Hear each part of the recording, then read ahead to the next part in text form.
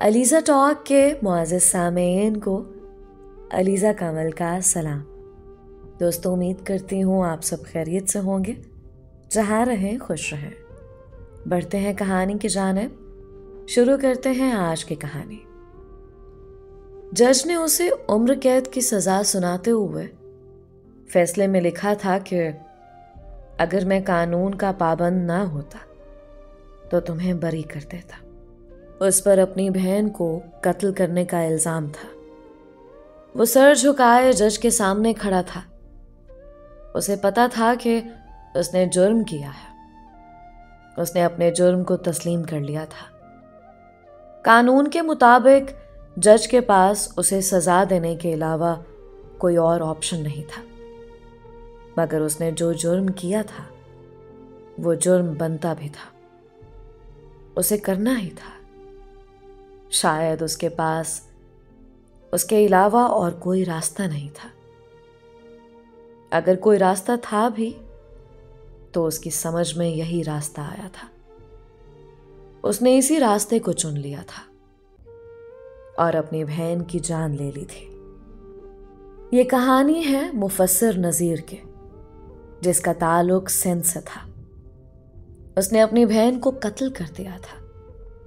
कत्ल करने की वजह उसकी बहन का किरदार था। वो एक छोटे दर्जे का जमींदार था। जागीरदारों की जमीन ठेके पर लेकर काश्त करता था। वो घर का सबसे बड़ा बेटा था। वालिदैन ज़ईफ थे, बल्कि उनकी बीमारी ने उनको ज्यादा ज़ईफ कर दिया था। वो बिस्तर पर पड़े हुए थे। उसके ज़िम्मा वालिदैन का इलाज, मुआवजा और बहन भाइयों के अखराजात थे। इसके साथ उनकी शादी की तैयारी भी थी और उसकी आमदनी इंतहाई कलील थे। उस आमदनी से आमतौर पर इंसान बामुश्किल घर के खर्चे पूरे कर पाता है। खैर, उसने उसी जागीरदार से कुछ रकम कर्ज पकड़े और उस रकम से अपनी बालिग होती बहन की शादी करते। मगर उसकी बहन किसी और को पसंद करते थे। वो कि उसने अपनी बहन से उसका निकाह करने से पहले पूछा था कि अगर तुमको कोई और पसंद है तो बताओ, मैं तुम्हारी उस पसंद को देख और परख कर तुम्हें उसके साथ रुखसत कर दूंगा।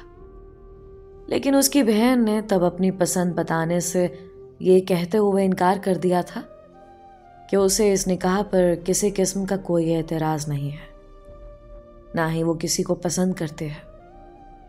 भाई की पसंद ही उसकी पसंद है। मुफस्सिर ने अपनी बहन को एक अपने जैसे घराने में रुखसत करके भेज दिया। वहां जाकर उसे उसकी बहन की शिकायत मौसूल होने लगे। उसकी बहन के ससुराल वालों ने उसे कई बार बुलाकर बताया कि तुम्हारी बहन का किसी गैर मर्द के साथ ताल्लुक है, इसे समझाओ, हम इसके साथ सख्ती से पेश आएंगे। खैर, उसने अपनी बहन को समझाया भी, उसकी मिन्नत समाजत की, उसको वास्ते वसीले भी दिए, मगर उसकी बहन इन सब बातों को इल्जाम करार दे देती। यहां तक कि एक बार उसकी बहन को उसके ससुराल वालों ने उसके आशना के साथ पकड़ लिया, तो तब उसकी बहन ने सबके सामने इस बात को तस्लीम किया कि वो अपने उसी आशना को पसंद करते हैं और उसके साथ शादी करना चाहते हैं। यूं उसकी बहन ने अपने पहले शौहर से तलाक ले ली। इसके बावजूद उसने अपनी बहन पर किसी किस्म का कोई एतराज नहीं किया। उसने कहा कि अगर तुम्हें यह पसंद है तो तुम उससे निकाह कर लो। उस वक्त उसकी बहन उसके घर में मुकीम थे।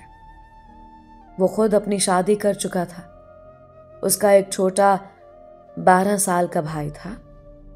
एक वो था, एक उसकी अपनी बीवी थे, और अब बहन भी उसी के घर आ बैठे थे। जब उसकी बहन की इद्दत पूरी हो गई तो उसने कहा कि अगर तुम मुझे इजाज़त दो तो मैं तुम्हारे उस महबूब से बात करता हूँ, या फिर तुम खुद उसे बात कर लो और उसे कहो कि निकाह के लिए अपने घर वालों को भेजा।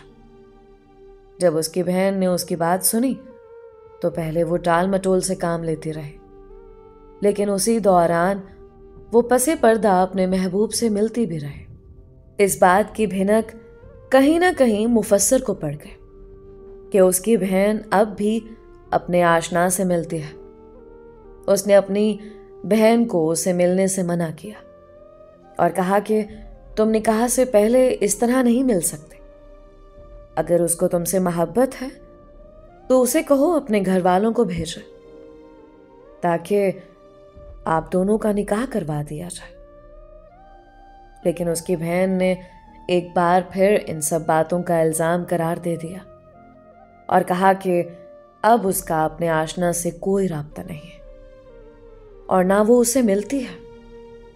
यहां तक कि महल्ले के लोगों ने मुफस्सर की बहन को उसके आशना के साथ रंगे हाथों पकड़ा, मगर कई लोगों ने उसको बताया कि फलां फलां लड़का तुम्हारे घर आता है और तुम्हारी गैर मौजूदगी में आता है।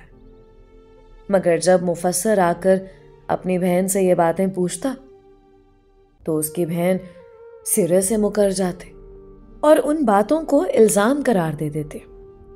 उसने अपनी बहन को समझाया कि इससे पहले भी तुम इन बातों को इल्ज़ाम और तोहमत का नाम देती रही हो, लेकिन आखिरकार वही लोग सच्चे साबित हुए।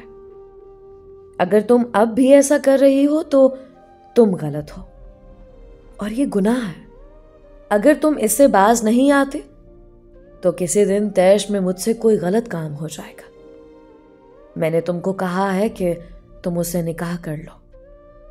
मगर मुफस्सर की बहन ने उसकी कोई बात ना मानी और अपनी उसी राह पर चलती रही, यहां तक कि उसने अपनी बहन के साथ सख्ती से पेश आना शुरू कर दिया।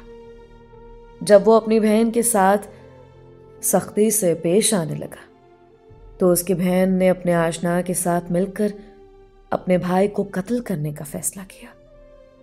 कत्ल करने के लिए वो और आशना जैसे ही तेज धार आला लेकर मुफस्सर के कमरे में दाखिल हुए तो उसकी आंख खुल गई। उन तीनों के दरमियान हाथापाई शुरू हो गई। उसी दौरान महल्ले के लोग भी शोर सुनकर उठ खड़े हुए, मगर ना जाने कैसे अल्लाह ताला ने मुफस्सर की मदद की। उसने वो खंजर अपनी बहन के आशना के हाथ से छीन लिया और उसी खंजर के वार से अपनी बहन और उसके आशना की जान ले ली। उसके बाद वो कानून से भागा नहीं। उसने अपने वालिदैन से माजरत की और उनसे कहा कि मुझे पता है मेरे इस अमल की वजह से आपको तकलीफ पहुंचे, क्योंकि मैं भी आपकी औलाद हूं और मेरे हाथों मरने वाले भी आपकी औलाद थे और मेरे इस अमल से भी आपको तकलीफ पहुंचेगी कि मैं जेल चला जाऊंगा। मगर घर के हालात पहले ही मुश्किल से चल रहे हैं। मैं आपके लिए सिर्फ इतनी आसानी कर सकता हूं कि आप लोग मेरे केस की पैरवी ना करना। मैं अपनी बीवी से कह रहा हूं, वो मेरी बच्ची को लेकर अपने मैके चली जाएगी। वो आप पर बोझ नहीं बनेगी। पीछे छोटा भाई है, उसे कहना अगर हो सके तो अपनी इस जमींदारी को संभाल ले। अगर ना हो सके तो फिर जो काम उसको आसान लगे वो कर ले। उसने अपने आप को कानून के हवाले कर दिया। गो कि उसके वालिदैन में इतनी हैसियत नहीं थी कि उसके केस में कोई मदद कर सकते, उसके केस की पैरवी कर सकते, लेकिन उसके अच्छे आमाल और खुश इखलाकी की वजह से अहले महल्ला उसके साथ थे और फिर वो लोग उसकी बहन के किरदार से भी अच्छी तरह वाकिफ थे। और इससे बड़ी बात यह थी कि उसकी बहन और बहन का आशना उसे कत्ल करने की खातिर उसके कमरे में घुसे थे। पहले महल्ला ने सारी बात पुलिस को बताई थी और पुलिस की तफ्तीश ने सारी बात मिनोअन अपनी तफ्तीश में लिखते थे। मगर चूंकि उसकी बहन के आशना के घर वाले ताकतवर थे, रुपए पैसे वाले थे। उन्होंने फिर भी कत्ल के दफात के तहत मुफस्सर पर मुकदमा दर्ज करवा लिया था। अब जज के पास कानून के मुताबिक उसे छोड़ने का कोई ऑप्शन नहीं था, इसलिए उसने उसे कानून के मुताबिक सज़ा सुना दी थी। और जज ने फिर भी सजाए मौत देने के बजाय 2 बार उम्र कैद की सज़ा सुनाई थी। साथ ही उसने गमगीन होकर कहा था कि मुझे कानून इजाज़त नहीं देता, वरना मैं तुम्हें आज़ाद कर देता। मैं तुम्हें मुजरिम नहीं समझता, लेकिन यह अटल हकीकत है कि तुमने जुर्म किया है और कानून की नज़र में तुम मुजरिम हो। इसीलिए मैं तुम्हें कानून के मुताबिक सज़ा सुना रहा हूं। दोस्तों, ये थी एक बेबस और मजबूर भाई की कहानी। हमारे माशरे में जाने कितने कैदी ऐसे ही जेल की सलाखों के पीछे बैठे हैं, जो कि वो जुर्म करना नहीं चाहते थे, मगर उनसे जुर्म हो गया, और वो भी अपने सगे रिश्तों की वजह से। ये कहानी थी मुफस्सर नज़ीर की। अगर आप भी अपनी कहानी मुझसे शेयर करना चाहते हैं तो इंस्टाग्राम पर ज़रूर शेयर करें। मैं वक्त के साथ साथ आपकी कहानियाँ शेयर करती रहूँगी। आप सबके प्यार और सपोर्ट का बेहद शुक्रिया। अगर आपने अभी तक हमारे चैनल को सब्सक्राइब नहीं किया तो अभी सब्सक्राइब कर लें। आज का special thanks mister Saqib Ali का, जो कि शिकारपुर सिंध पाकिस्तान से बिलोंग करते हैं, और मिस शमा का, जो कि इंडिया से बिलोंग करते हैं। मुझे अपनी बहुत सारी दुआओं में याद रखें। अपना और अपनों का बेहद ख्याल रखें। अलीज़ा कमल को इजाज़त दीजिए। मिलते हैं एक और नई और मुनफरिद कहानी के साथ। अल्लाह हम सब का हामी और नासिर रहे।